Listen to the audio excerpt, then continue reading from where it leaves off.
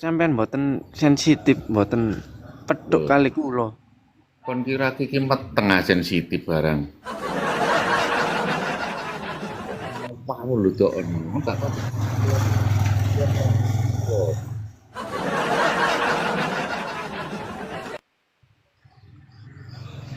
Napa rek? Pak Den niku nggih. Napa cacake bapak Cak Mat Kabulator. Oh, bapakmu duwe cacak, cakmat kabulator. Nggih. Adike sapa? Bensin, Mboten Lion, Cak. Niku mek Sable ngono. jenenge tok. Hah? Niku mek jeneng tok, mboten wonten karburatore. Lho, ya apa sih? Ana jenenge ya ana wujute, mosok gak ana wujute. Berarti hantu lah.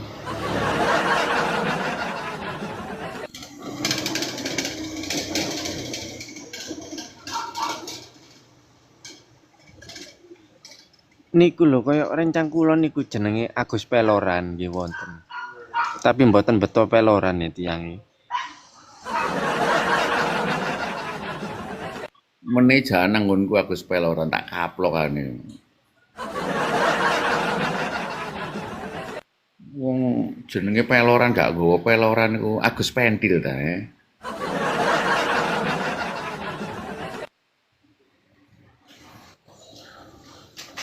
Ya napa sih? Ana wong jenenge Rini Semok tibake kuwuru. Ngantos apa enggak ngono iku? Nggih. Anu, Pikiranmu saiki gak guys blas ngono lho, Dok. Banding kelopo mari.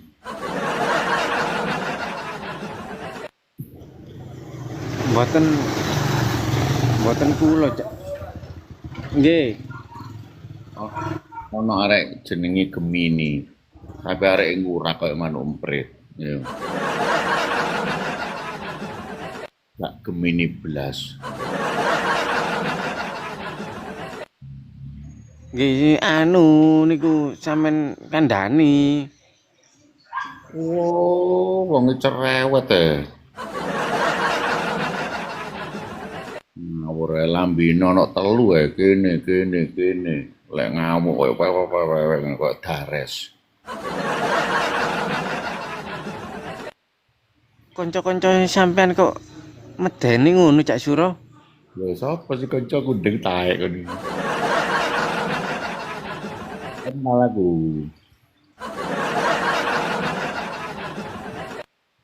Lah Gemini niku wau.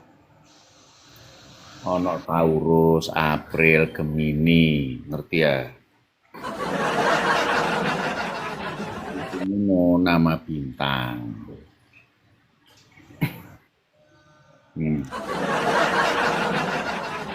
Enggak sih kan iki jenenge bintang-bintang itu. Bintang bintang niku nggih wonten jenenge. Lho, ya ana.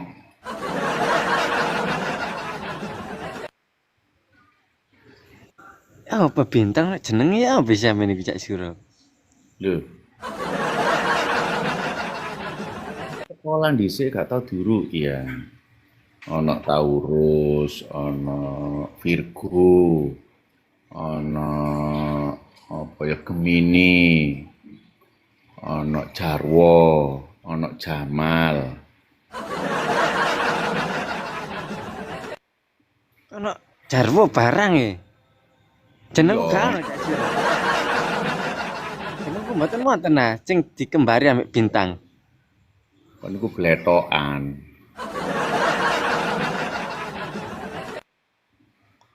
Sampeyan ngoten niku ya napa kok semerep bintang-bintang ono jenenge? Lho, ya kudu rodok jeneng ilmu pengetahuan. Ngono lho. Ilmu pengetahuan iku nontok TV, nontok kulkas, nontok AC. Wah, Ilmu pengetahuan ilmu Sopo sing ngrang-ngrang sawatan boto apa, Dok? Nggih lah nggih ket mau kok akeh wong liwat nggih. Lho yang kon nang embong deng. Kon lek nang sawah ya gak ono wong yang ini. Ya apa kabare makmu ya apa saiki? Alhamdulillah pun anu mak pun bubuk. Jare kon tukono skincare.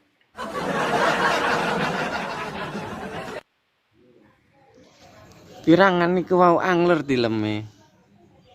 Lah ya gak kon tukono skincare makmu. Rembatno apa makmu, Dok? Mareng ngono lasem. Skincare niku sing yo napa maneh iku kok anyar maneh. Ya Allah. Letokan iku ditempelekno ngene iki lek kate turu, ya. Ketok motone tok iku skincare. Gila isu terus dikelongkop. Nah, iki ketok balune.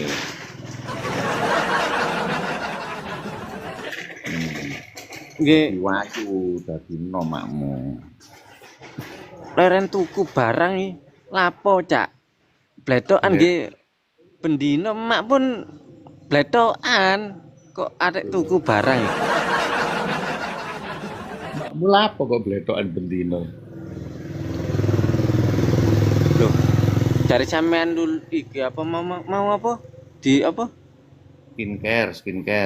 Skincare. Dilaburno. Iya, dilaburno raine. Ulangi Cak Suro. Sampean niku emak niku pun biasa ngoten niku nek ten sawah niku. Ngoten niku.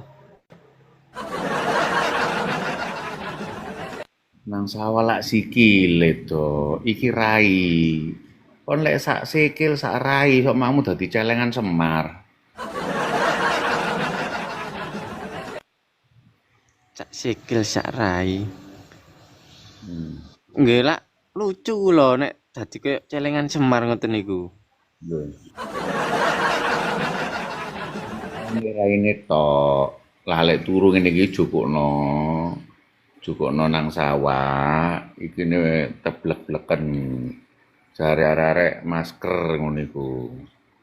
Iku engko lek dikelombo dadi nom makmu.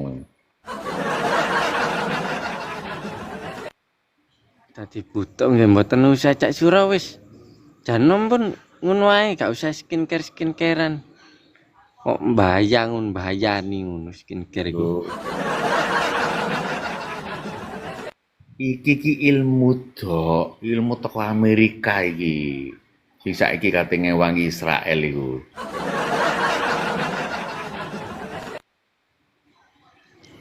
Amerika niku nggih ate melok-melok skincarean barang ya.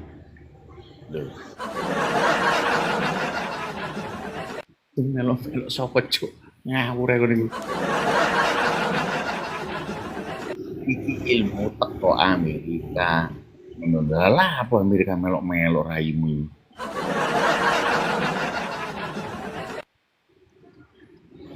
Ate teko Amerika barang ilmu ado-ado. Lho ngawur kon ilmu iku kudu ado. Carilah ilmu sampai ke negeri Cina. Lah wong Cina akeh sing nang kene, nang kapasan. Nang golek ilmu aja ado-ado nang kapasane akeh. Berarti ngoten niku nek mencari ilmu nang gone Cina, mboten usah sekolah nggih Cak Suro nggih. Lho ndasmu copot ngono. Ya kudu sekolah to. Oh iya sih, lah aku sekolah. Gajah Mada gak sekolah tadi pate ya. Raden Wijaya gak sekolah dadi raja Majapahit. Lek awakmu gak sekolah dadi goblok. Kula anu Cak Sura meneh terno nang gone anu Cina. Kula mboten usah sekolah wis. Alah pun reno nang kono niku tak paketno ae po.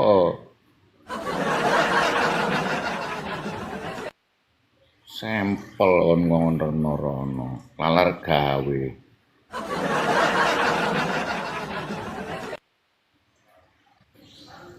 Enak lho Cak Sura gak di sekolah langsung mencari ilmu nang endi mau negeri Cina. Ya carilah ilmu ke negeri Cina. Terus ana meneh berakit-rakit dahulu, bersenang-senangnya kapan ngono. Terus Kula bersakit-sakit dahulu, berenang-renang ke tepian, bersakit-sakit dahulu, bersenang-senangnya kapan ngono. Tong kosong berbunyi nyaring, tonge diisi MP3. Wis. niku mawon kula nek rakit mboten gadah. Kula sing tong kosong mawon. Gapleki akeh wong saiki gapleki